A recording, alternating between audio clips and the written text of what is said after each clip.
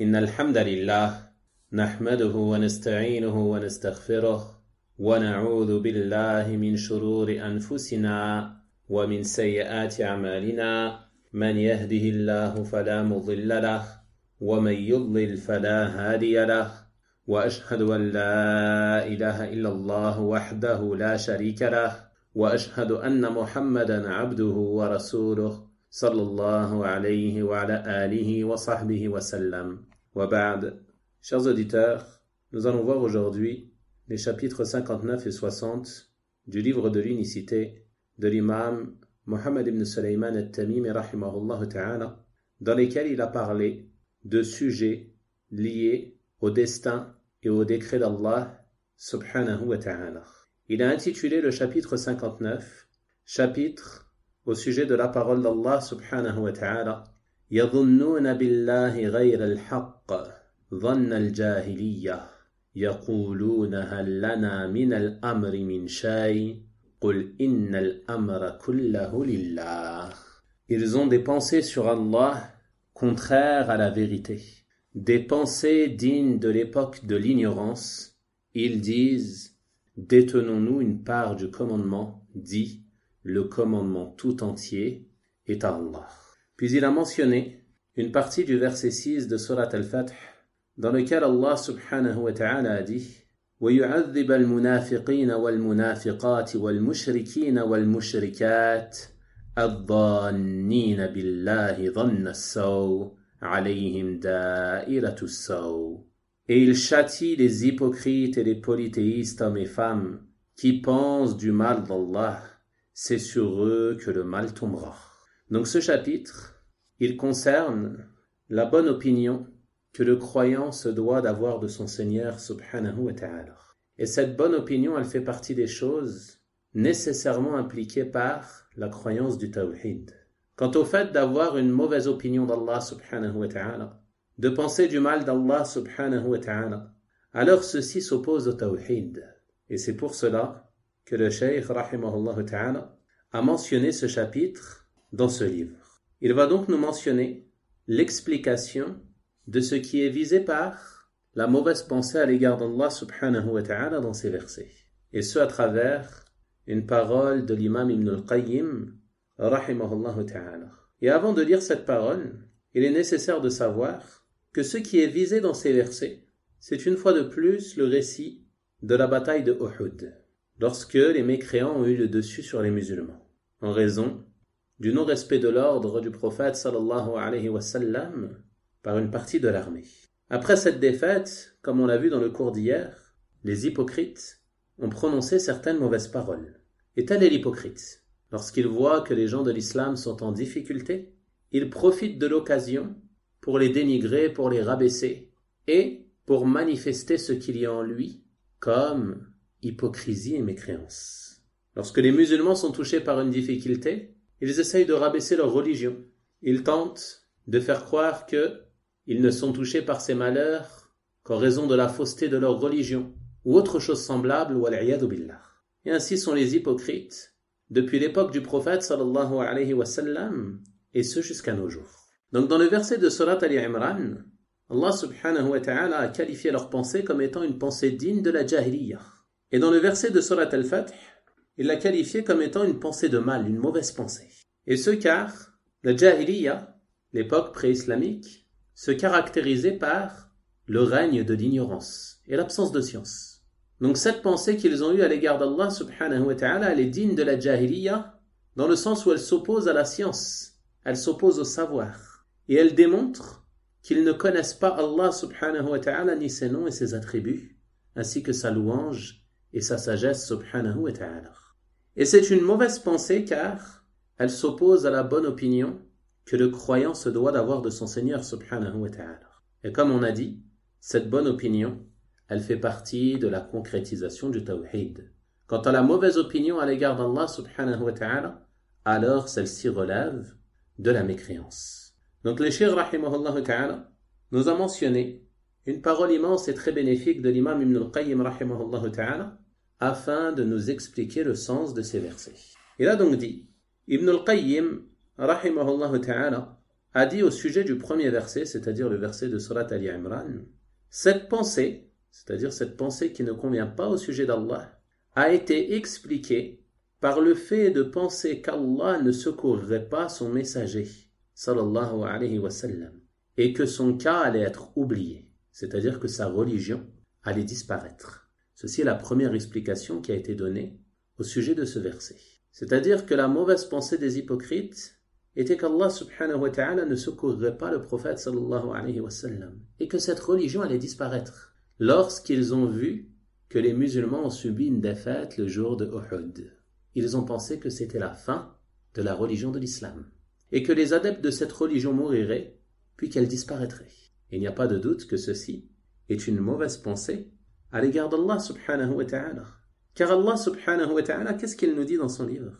Huwa alladhi arsala rasulahu bil huda wa dinil haqq liyudhhirahu ala ad-din kulli walau kariha al-mushrikun.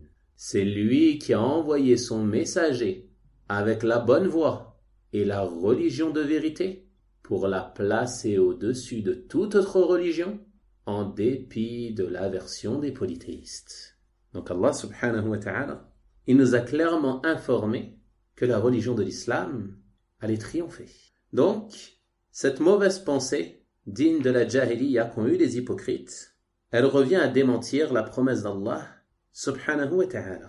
Ensuite, Ibn al-Qayyim rahimahullah ta'ala nous dit, elle a aussi été expliquée par le fait que ce qu'il avait atteint, c'est-à-dire ce qui avait atteint le prophète sallallahu alayhi wa sallam comme difficulté lors de cette bataille, ne résultait pas du décret d'Allah et de sa sagesse.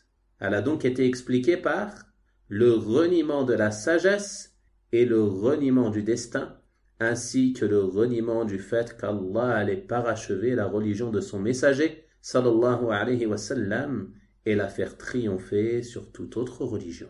Ceci sont les trois explications qui ont été données au sujet de ce verset. Le reniement de la sagesse d'Allah subhanahu wa ta'ala. Ceci relève de la mécréance. Car Allah subhanahu wa ta'ala s'est décrit par l'attribut de la sagesse.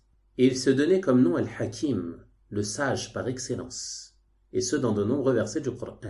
Donc, celui qui renie la sagesse d'Allah subhanahu wa ta'ala, il a alors mécru. Car Allah subhanahu wa ta'ala est Hakim, il est le sage par excellence, et il ne fait rien si ce n'est en raison d'une sagesse immense.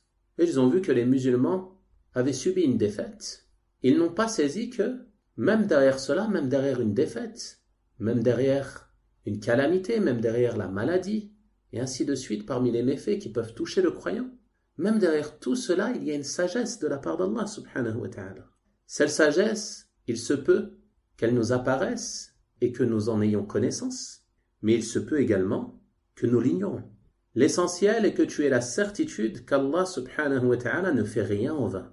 Mais tout ce qu'il fait subhanahu wa ta'ala, c'est pour une sagesse immense. Et ce n'est pas une condition que tu aies connaissance de cette sagesse. Ce qui t'incombe à toi, c'est d'avoir la certitude que ceci a eu lieu pour une sagesse, même si tu l'ignores. La deuxième explication au sujet de cette pensée qui est visée dans ce verset, c'est le reniement du destin. Et ceci également relève de la mécréance, comme on l'a vu dans le cours d'hier, c'est le 6e pilier de la foi. Et la troisième explication au sujet de cette mauvaise pensée qu'ils ont eue, c'est que la religion du messager sallallahu alayhi wa sallam n'allait pas triompher sur les autres religions. Et ça, comme on a dit, cela revient à traiter de mensonge la promesse d'Allah subhanahu wa ta'ala. Allah subhanahu wa ta'ala, il dit dans son livre, Inna lanansuru rusulana walladhina amanu fil hayati dunya wa yawma yaqumul ashhad. Nous secourrons certes nos messagers et ceux qui ont cru, ceux qui ont eu la foi dans ce bas monde et le jour où les témoins se dresseront, c'est-à-dire au jour de la résurrection. Allah subhanahu wa ta'ala, il a promis le triomphe de cette religion et le triomphe des croyants. Quant aux hypocrites, ils pensaient que la religion de Muhammad sallallahu alayhi wa sallam allait disparaître, comme c'est le cas de toutes les idéologies et les voies corrompues et erronées, qui finissent un jour ou l'autre par disparaître, à ne plus avoir de suiveurs. Mais la vérité, elle perdurera quoi qu'il arrive. Même si les croyants subissent des épreuves, même si les croyants sont, à certaines époques ou en certains lieux, éprouvés, oppressés, est victime d'injustice. Même si les gens du faux, parmi les mécréants et les polythéistes, ont parfois le dessus sur eux dans certains endroits et à certaines époques, la vérité, elle perdure et elle perdurera jusqu'au jour de la résurrection. Et tu dois avoir la certitude de cela. Aussi dures soient les épreuves, cette religion perdurera. C'est la promesse d'Allah subhanahu wa ta'ala. Tu ne dois donc pas avoir peur pour la religion. Mais la peur, elle est pour nous-mêmes. Est-ce que nous allons rester fermes sur cette religion? C'est pour cela que chacun d'entre nous doit se concentrer sur sa propre personne et faire les causes pour rester ferme sur cette religion, quelles que soient les épreuves par lesquelles nous sommes touchés. Et on demande à Allah subhanahu wa ta'ala de raffermir nos cœurs sur sa religion. Et ces épreuves, tu dois avoir la certitude qu'Allah subhanahu wa ta'ala les a décrétées pour une grande sagesse, comme on a dit. Allah subhanahu wa ta'ala, il n'éprouve pas les croyants afin de les faire disparaître ou afin de les faire souffrir, mais il éprouve les croyants et il leur fait subir certaines difficultés afin de les tester, de tester leur foi et également de les faire revenir à lui subhanahu wa ta'ala en raison d'une erreur ou de péché qu'ils ont commis. Et si les musulmans, de manière générale, sont faibles, l'objectif derrière cela est de les rappeler à l'ordre afin qu'ils purifient leur rang et qu'ils reviennent à la religion d'Allah subhanahu wa ta'ala comme il se doit. Et si les gens de l'islam reviennent à la religion comme il se doit, reviennent au Coran et à la Sunna selon la compréhension des pieux prédécesseurs, alors le secours d'Allah subhanahu wa ta'ala leur a été promis. Donc les épreuves et les difficultés que subissent les gens de l'islam, l'objectif qu'il y a derrière cela, ce n'est pas de les faire disparaître ou de les anéantir, mais l'objectif c'est de purifier les rangs des gens de l'islam et de leur permettre de se corriger et de se réformer et de revenir à Allah subhanahu wa ta'ala comme il se doit, afin qu'Allah subhanahu wa ta'ala leur redonne leur puissance et leur accorde son secours subhanahu wa ta'ala après qu'ils se soient repentis et qu'ils soient revenus à lui. Ensuite, Ibn al-Qayyim rahimahullah ta'ala dit dans la parole que l'auteur a citée: telle est la mauvaise pensée qu'ont eue les hypocrites et les polythéistes dans Surat al-Fath. Et cette pensée est mauvaise car elle s'oppose à ce qui convient à Allah, à sa sagesse, à sa louange et à sa promesse véridique. Allah subhanahu wa ta'ala est loué quelle que soit la situation. Que tu sois dans l'aisance ou dans la difficulté, tu te dois de louer Allah subhanahu wa ta'ala. Alhamdulillah ala kulli hal. Louange à Allah quelle que soit la situation.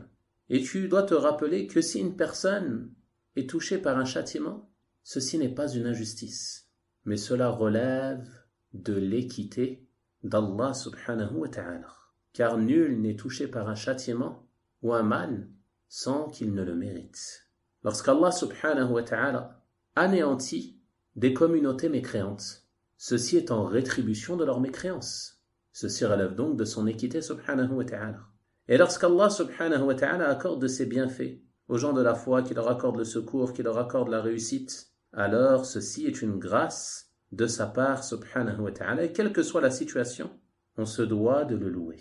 Ensuite, Ibn al-Qayyim rahimahullah ta'ala a dit: par conséquent, celui qui pense qu'Allah donnera constamment au faux la victoire sur la vérité, de sorte à ce que celle-ci disparaisse, qui renie que ce qui se passe résulte de son décret et son destin, ou qui renie que son destin renferme une sagesse profonde pour laquelle il mérite les louanges, et qui prétend plutôt que c'est une volonté dépourvue de sagesse, eh bien sa pensée est celle de ceux qui ont mécru. Malheur donc en enfer à ceux qui ont mécru. Ces pensées, elles ne sont pas dignes des croyants. Mais comme il est mentionné dans le verset, elles sont dignes de l'époque de l'ignorance, l'époque de la jahiliya. Même si Allah subhanahu wa ta'ala donne temporairement aux faux ou aux gens du faux la victoire sur les gens de la vérité ne disparaîtra pas.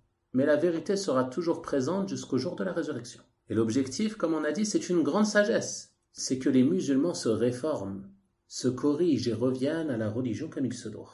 Et telle doit être l'opinion que le croyant se doit d'avoir de son Seigneur subhanahu wa ta'ala.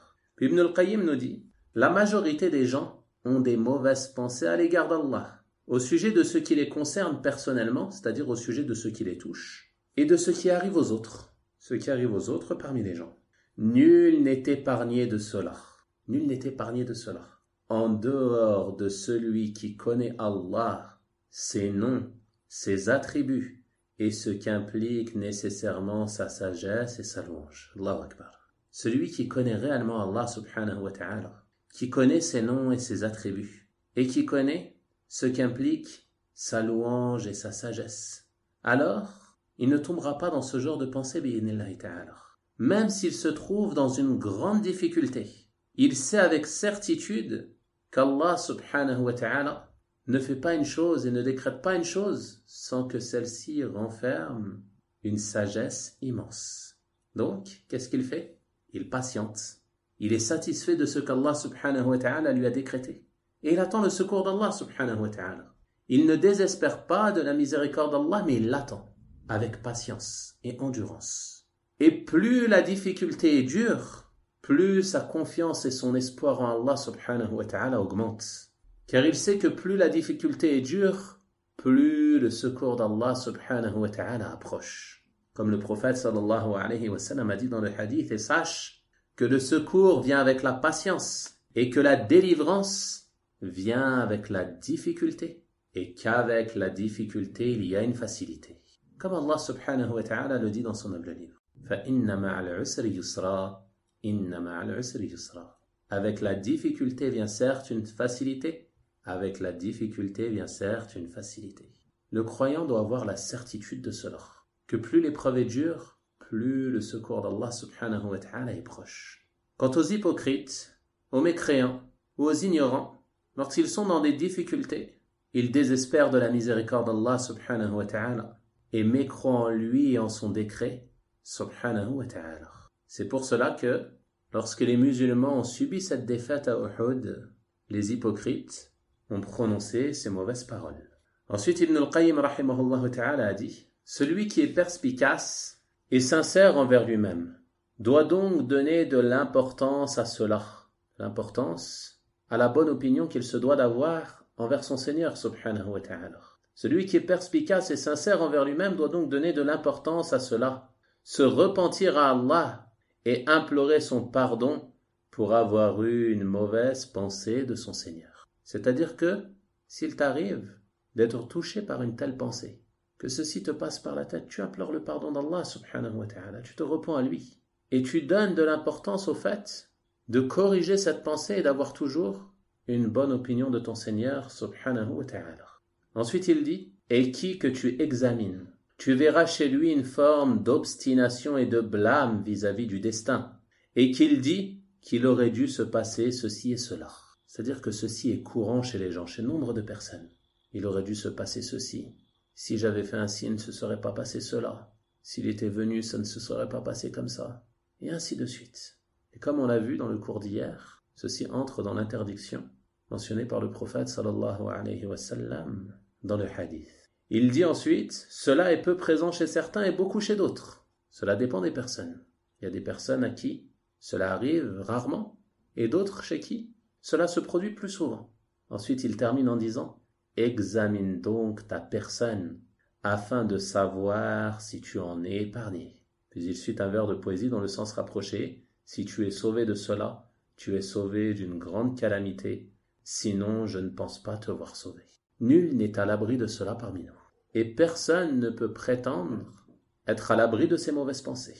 Mais on se doit de purifier nos cœurs, de nous corriger, nous réformer, et implorer l'aide d'Allah subhanahu wa ta'ala afin qu'il nous guide, qu'il raffermisse nos cœurs, qu'il les purifie de ces mauvaises pensées, et qu'il nous aide à apprendre la science de ses noms et ses attributs, afin de le connaître subhanahu wa ta'ala, d'être conscient de sa grandeur, d'être conscient de la noblesse et de la majesté d'Allah subhanahu wa ta'ala, afin de pouvoir nous réformer et nous corriger à ce sujet.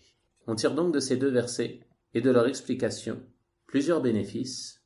Premièrement, le fait qu'il est obligatoire d'avoir une bonne opinion d'Allah subhanahu wa ta'ala, et que ceci est une obligation impliquée par le tawhid.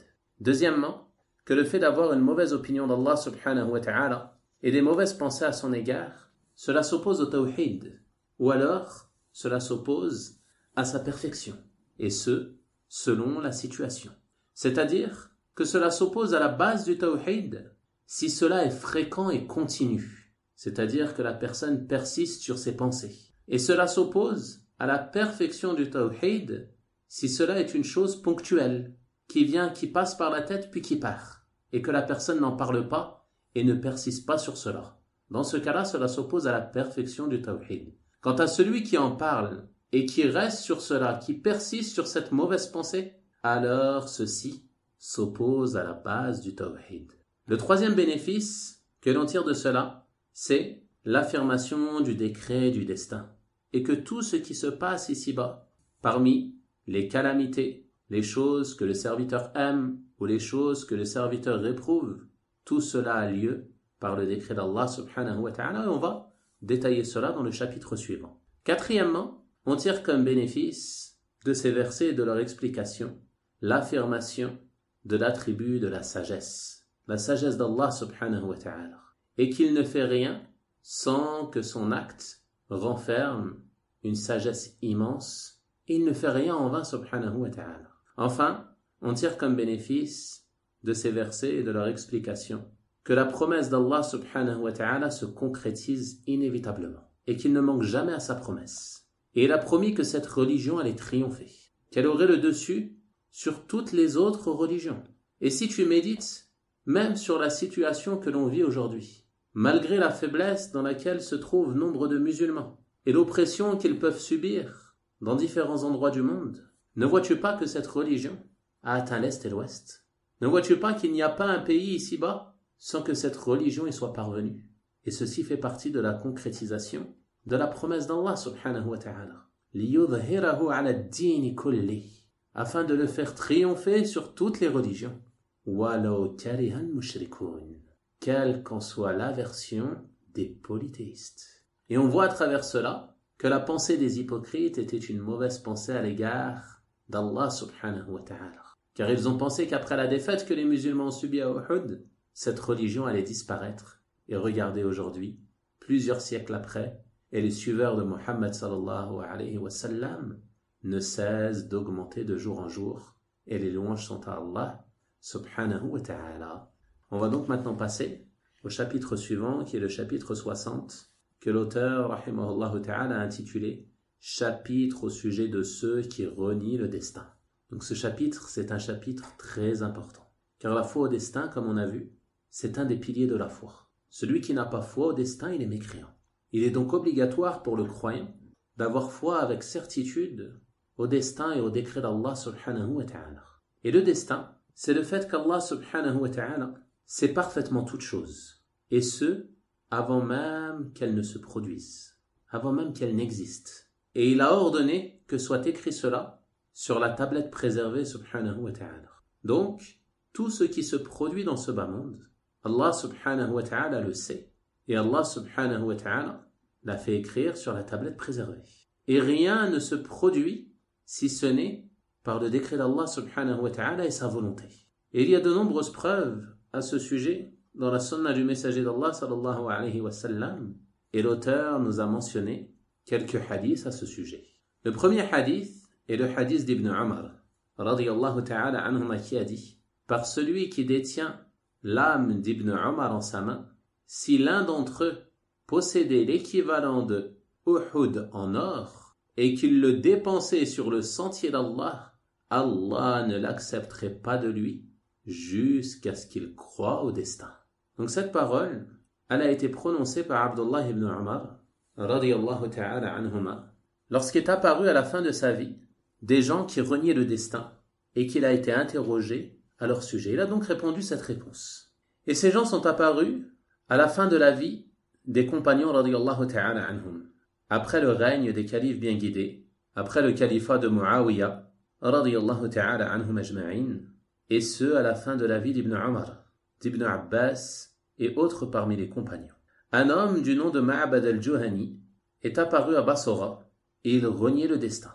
Alors, Yahya ibn Ya'mar et Humayd ibn Abd al-Rahman al-Himyari sont venus à Mecca pour le pèlerinage ou pour la Umrah, espérant rencontrer un des compagnons afin de l'interroger au sujet de la parole de cet homme qui reniait le destin. Et tu vois en cela que les musulmans, depuis les premiers siècles, lorsqu'une chose leur pose problème, qu'est-ce qu'ils font? ils reviennent aux savants et les interrogent. Ils ne prennent pas des décisions par eux-mêmes, où chacun d'entre eux donne son avis, chacun d'entre eux défend son opinion, puis ils se divisent en groupes, en sectes et en partis, chacun d'entre eux défendant son idée ou son opinion. Ceci n'est pas le comportement que se doivent d'adopter les gens de l'islam. Mais lorsqu'une chose nous pose problème, qu'il y a une divergence, qu'il y a une question problématique qui touche la communauté, on se doit de revenir aux gens de science, et plus particulièrement les grands savants. Regarde ces deux hommes, ils sont venus de Bassora jusqu'à la Mecque, pourquoi? Pour poser une seule question, espérant rencontrer un des compagnons du prophète sallallahu alayhi wa sallam. Malgré la difficulté des voyages à cette époque, ils ont parcouru cette longue distance pour une seule question. Et ceci nous montre l'importance du questionnement des gens de science et l'obligation de revenir à eux lors des épreuves, des calamités, des divergences ou autres. Et médite sur le fait qu'ils espéraient rencontrer un compagnon. Ils ne se sont pas dirigés vers n'importe qui, mais ils se sont dirigés vers les plus savants. Et c'est ainsi que doit agir le musulman, revenir vers les plus savants. Même si cela doit prendre du temps, même si cela te demande des efforts, même si tu dois voyager pour cela, même si tu dois patienter des jours, des semaines ou des mois pour avoir ta réponse, tu reviens aux gens de science. Et tu ne fais pas comme le font les gens aujourd'hui. Dès qu'ils ont une question, ils ouvrent Google, ils vont sur Internet, ils cherchent une réponse, et chacun suit la vie qui correspond à ses désirs, qui correspond à ses passions, et ainsi de suite. Mais l'obligation est de revenir aux gens de science, notamment lorsque cela concerne des sujets importants qui touchent la croyance. Donc ces deux hommes, ils ont trouvé Abdullah ibn Umar radiyallahu ta'ala anhuma, alors qu'il rentrait au masjid al-Haram, et ils lui ont dit « Oh Aba Abdurrahman, il y a un homme qui est apparu chez nous et qui dit ceci et cela, qui renie le destin. » Alors Abdullah ibn Umar radiyallahu ta'ala anhuma a juré par Allah. Et il a dit que si l'un d'entre eux possédait l'équivalent de Uhud en or, c'est un montant immense, une somme considérable, et qu'il le dépensait sur le sentier d'Allah, qu'il le dépensait pour la lutte sur le sentier d'Allah, ceci fait partie des choses les plus méritoires. Donc il dépense une somme immense pour un acte qui fait partie des actes les plus méritoires. Malgré cela, si ces gens dépensaient cette somme pour cette raison, ceci ne sera pas accepté. De pourquoi? En raison de leur mécréance, du fait qu'ils ne croient pas au destin. Donc ceci est une preuve très claire de l'obligation de croire au destin. Ensuite, Ibn Umar radiyallahu ta'ala anhuma, il a mentionné sa preuve. Il a cité une parole du prophète sallallahu alayhi wa sallam. Il a dit, mon père m'a rapporté qu'un jour ils étaient assis auprès du prophète sallallahu alayhi wa sallam. Puis il lui a mentionné le hadith bien connu, hadith Jibril alayhi salam. Et dans ce hadith, il y a la question de Jibril au prophète sallallahu alayhi wa sallam au sujet de la foi. Et la réponse du prophète sallallahu alayhi wa sallam qui lui dit, la foi, c'est que tu crois en Allah, en ses anges, en ses livres, aux messagers, au jour dernier, et que tu crois au destin, qu'il soit bon ou mauvais. Et ce hadith est rapporté par l'imam Muslim, rahimahullah ta'ala. On voit donc très clairement dans celui-ci que la foi au destin fait partie des 6 piliers de la foi. Et les gens de science ont même dit que c'est un pilier très important, et pour cette raison le prophète sallallahu alayhi wa sallam a insisté à répéter le verbe. C'est que tu crois en Allah, en ses anges, en ses livres, en ses messagers au jour dernier, et que tu crois au destin, qu'il soit bon ou mauvais, afin de nous montrer l'importance de la foi au destin. Et la foi au destin, elle comprend la foi en 4 choses. Elle a 4 degrés. Le premier, c'est que tu crois avec certitude qu'Allah subhanahu wa ta'ala sait toutes choses. Il sait tout ce qui s'est passé, tout ce qui se passe, tout ce qui va se passer, et même ce qui ne se passe pas. Si cela se passerait, il sait comment cela se passerait. Allah subhanahu wa ta'ala sait toutes choses et rien ne lui échappe.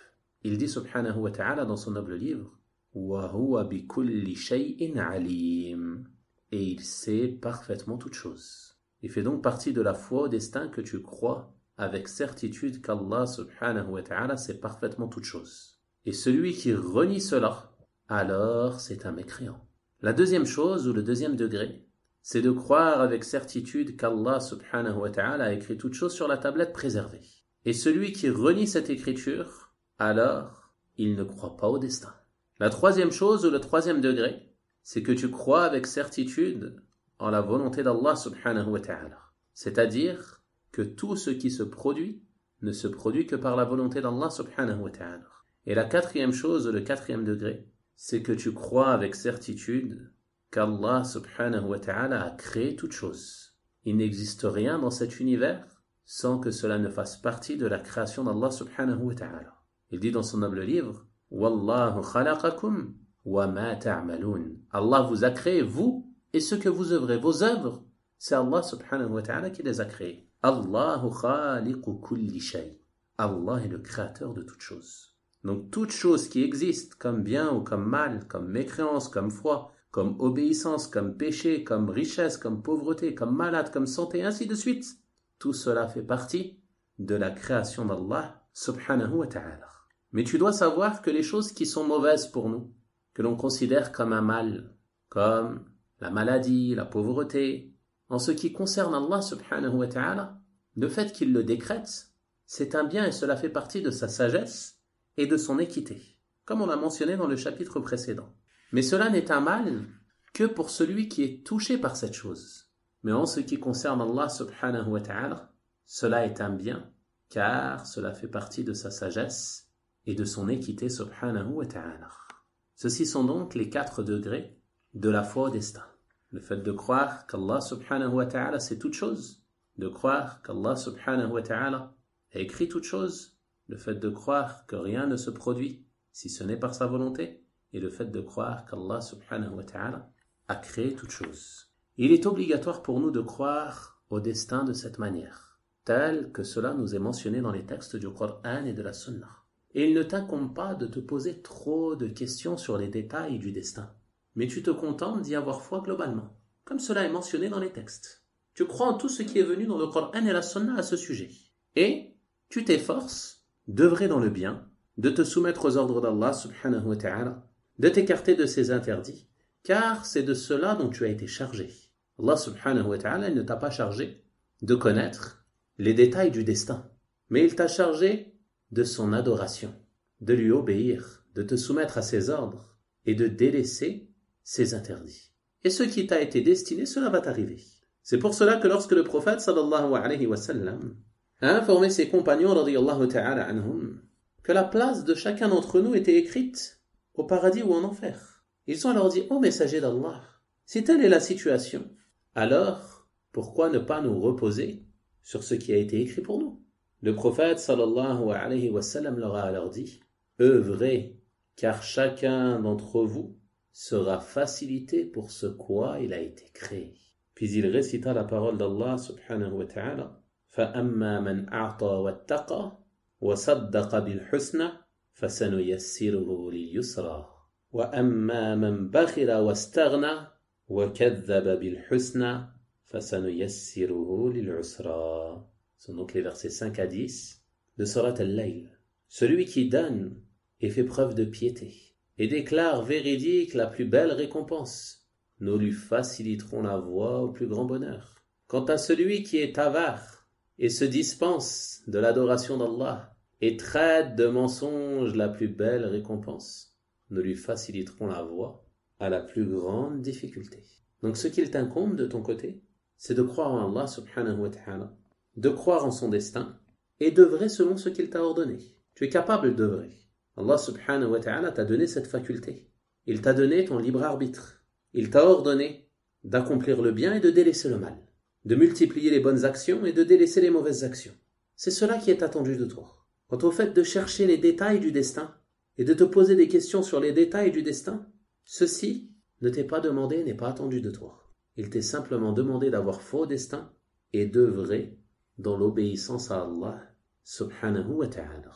Ensuite, le cheikh rahimahullah ta'ala a mentionné un deuxième hadith et il a dit, Ubada ibn Samit radiyallahu ta'ala anhu a dit, conseillant son fils, Ya Bunay, ô mon fils, tu ne trouveras pas la douceur de la foi tant que tu ne sauras pas que ce qui t'a atteint ne pouvait t'échapper et que ce qui t'a échappé ne pouvait t'atteindre. Regardez les compagnons radiyallahu ta'ala anhum, comment ils conseillaient leurs enfants, comment ils leur inculquaient dès leur plus jeune âge la croyance authentique. Il lui enseigne ici la croyance au destin et il lui dit qu'il ne pourra pas trouver la douceur de la foi, le goût de la foi, tant qu'il n'aura pas foi au destin.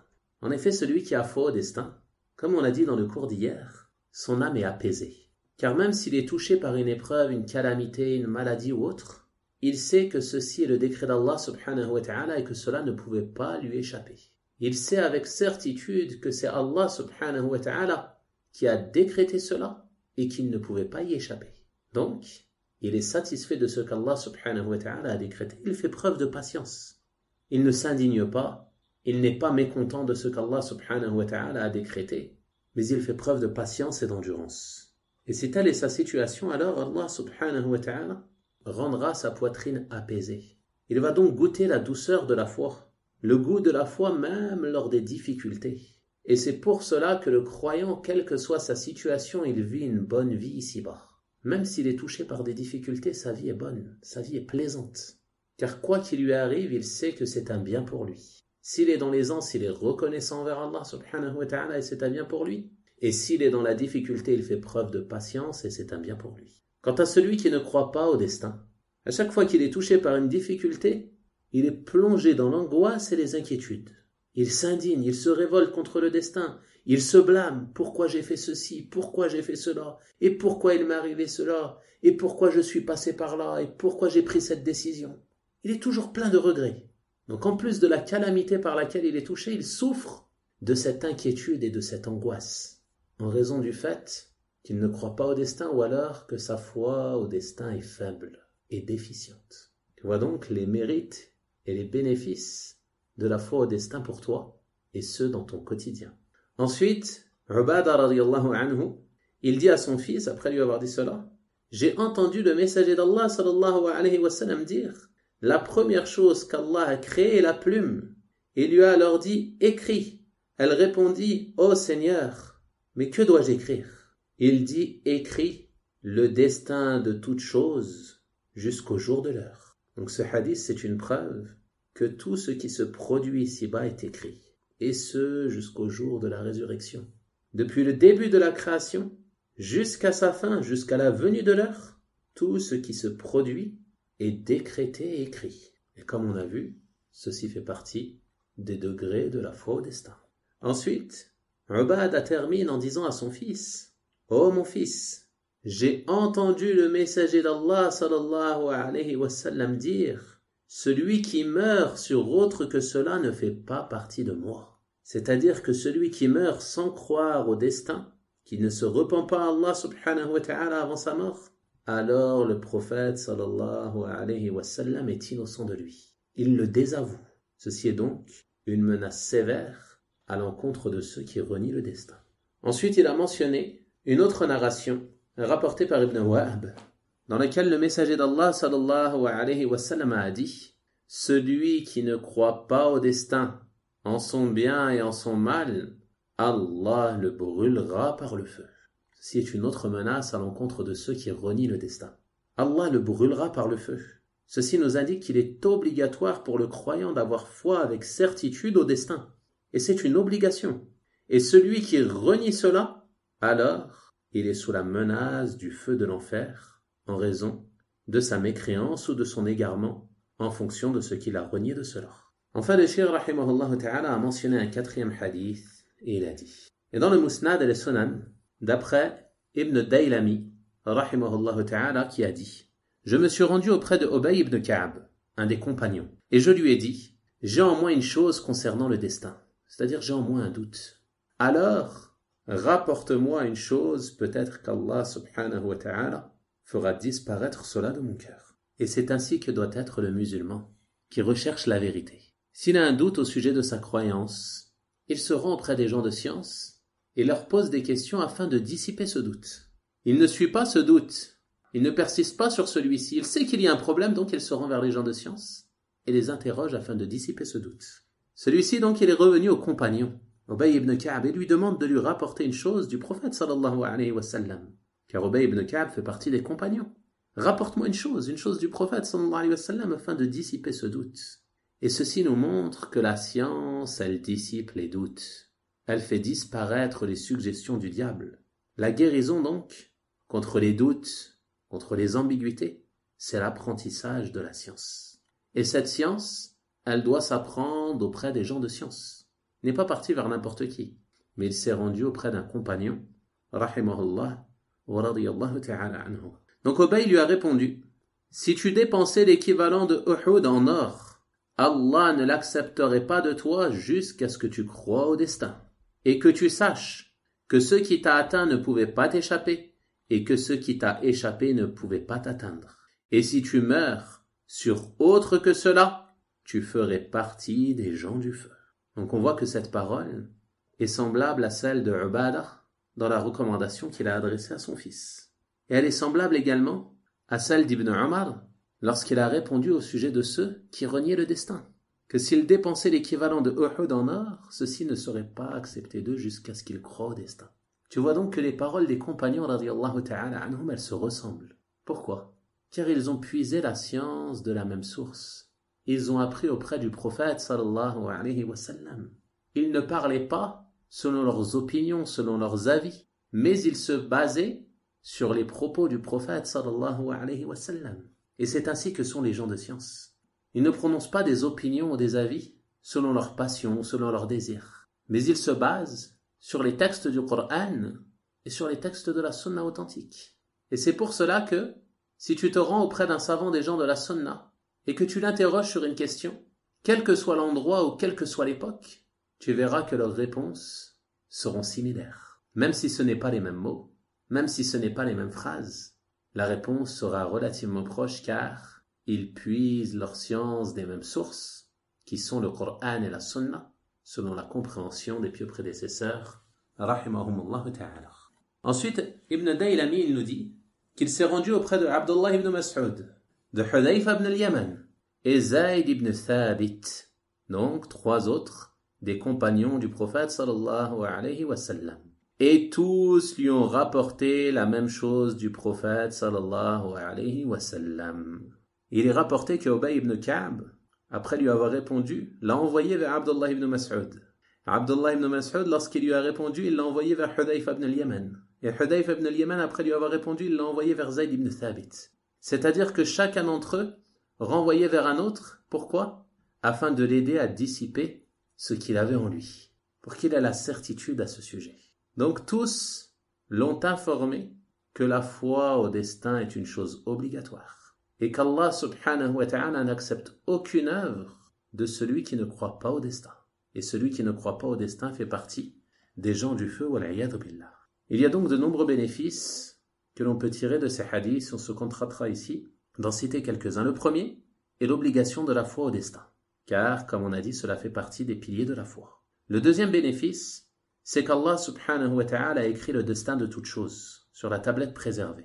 Et ce qu'il a écrit subhanahu wa ta'ala, c'est ce qu'il sait qu'il va se produire.